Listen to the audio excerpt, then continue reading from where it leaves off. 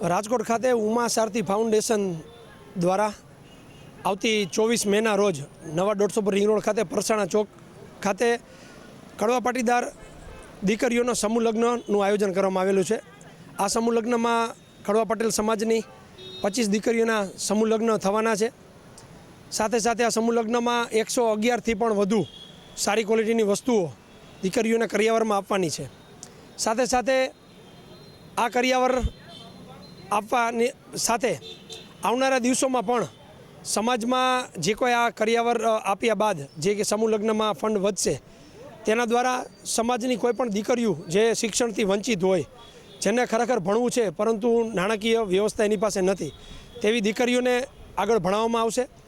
સમૂહ લગ્નનું આયોજન કરવાનો માત્ર હેતુ અમારો એ છે કે દિન પ્રતિદિન જે આ લગ્નોના તાઇફા વધી રહ્યા છે, બેફામ ખર્ચ થઈ રહ્યો છે, પ્રી વેડિંગના શૂટિંગથી લઈ મોંઘી ડીસુન મોંઘા પાર્ટી પ્લોટ રાખી મોંઘા સામૈયાઓ કરી અને જે લાખો કરોડો રૂપિયાનો ખર્ચ થઈ રહ્યો છે, તો સમાજને એક અમારી ઉમિયા સારથી ફાઉન્ડેશન દ્વારા એક નમ્ર અપીલ છે કે જે કાંઈ આર્થિક પરિસ્થિતિ તમારી સારી હોય તો તમારા દીકરા દીકરીઓને ધંધામાં અથવા એને મકાન લેવામાં, ફ્લેટ લેવામાં કાયમી એક છત સ્વરૂપે એ શાંતિથી રહી શકે એનું આયોજન કરવું જોઈએ, નહીં કે લગ્નના ખોટા તાઇફા કરી અને ખોટા ખર્ચાઓ કરવા જોઈએ।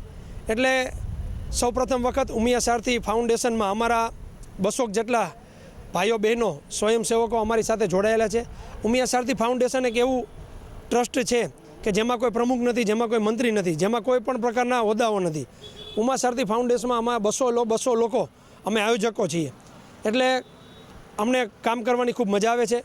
સૌના મંતવ્યો લઈ, સમાજના શ્રેષ્ઠીઓના આગેવાનો એના સૂચનો લઈ અને આ સમૂહ લગ્નનું આયોજન કરાયેલું છે। આ સમૂહ લગ્નમાં ગુજરાતભરમાંથી તમામ ઉમિયા માતાજીના મંદિરોના ટ્રસ્ટીશ્રીઓ, કારોબારી ટીમ, તમામ અમદાવાદ, રાજકોટ, સુરત તમામ જગ્યાએથી અમારા રાજકીય સામાજિક આગેવાનોને અમે આમંત્રણ આપવાના છીએ અને તમામનું આ સમૂહ લગ્નમાં અમે સ્નેહભર સન્માન કરવાના છીએ।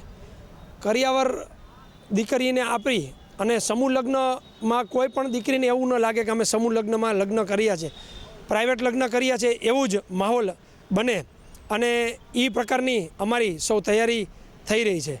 આવનારા દિવસોમાં પણ દર વર્ષે એક સમૂહ લગ્નનું આયોજન અમારા ઉમા સારથી ફાઉન્ડેશન દ્વારા કરવાનું અમે સૌએ નક્કી કરેલું છે। એટલે આવનારા દિવસોમાં આ વખતે 25 દીકરી છે, આવનારા દિવસોમાં આ દીકરીઓની સંખ્યા વધશે એવો અમને પૂરો વિશ્વાસ છે અને આવનારા દિવસોમાં પણ દિન પ્રતિદિન અમે આયોજન આગળ વધારવાના છીએ।